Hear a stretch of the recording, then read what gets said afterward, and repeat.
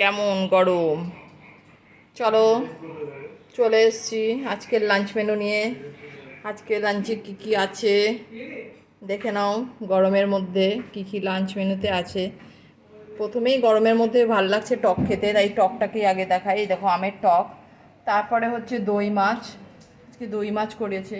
এদিকে হচ্ছে পটল পোস্ত, পটল দিয়ে পোস্ত আর সর্ষে দিয়ে করা হয়েছে। দই মাছ বেশি করে করা হয়েছে রাতের জন্য, কারণ রাতে আজকাল ভাত খাওয়া হচ্ছে। আর এই হচ্ছে আলু পোস্ত, এই আলু পোস্ত। আর এই হচ্ছে ডাল, এই ডাল। আর এই হচ্ছে পটল ভাজা। আর এখানে উচ্ছে ভাজা যেটুকুনি ছিল দিয়ে দিয়েছি। উচ্ছেটা কালকে ভাজা হয়েছিল, ওটা ছিল দিয়ে দিয়েছি। প্রত্যেকের ভাত বাড়া হয়েছে, বাবার খাওয়া হয়ে গেছে, ছুটকুর খাওয়া হয়ে গেছে।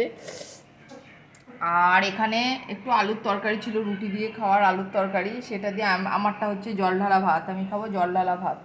এছাড়া আছে প্রয়োজন বেসিসে আলু ভাজা আর আচার। আচার তো নিতেই হবে, না হলে খাওয়া ঠিক জমে উঠবে না, এখন যা গরম পড়েছে। তাহলে এই হলো আজকের লাঞ্চ মেনু। আর আর তোমাদের সকলের কি লাঞ্চ মেনু হচ্ছে গরমে জানিও। এটা হচ্ছে আলু পোস্ত, মুসুর ডাল দেখিয়ে দিলাম তো সবই। আর সকলের ভাত বাড়া হয়ে গেছে, আমারটা জল ভাত। আর এই যে গুবলু, এদিকে গুবলুর খাওয়া হয়নি, গুবলুও দাঁড়িয়ে আছে খাওয়ার আশায়। গুবলুর থালা পড়ে গেছে, গুবলুর ভাত না, গুবলুর খাওয়া হয়ে গেছে, গুবলুর খাওয়া হয়ে গেছে। গুবলুও হাঁপাচ্ছে এত গরমে, বেচারা কি করবে।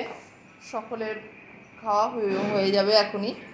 চলো, তোমাদের প্রত্যেকের কার কীরকম খাওয়া মানে লাঞ্চ মেনু হচ্ছে জানিও।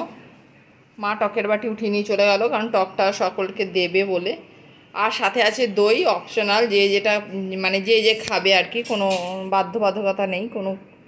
চলো, তোমাদের যা যা হয়েছে লাঞ্চ মেনু জানিও, আর আমাদের লাঞ্চ মেনু কেমন লাগলো সেটাও জানিও। চলো, টাটা।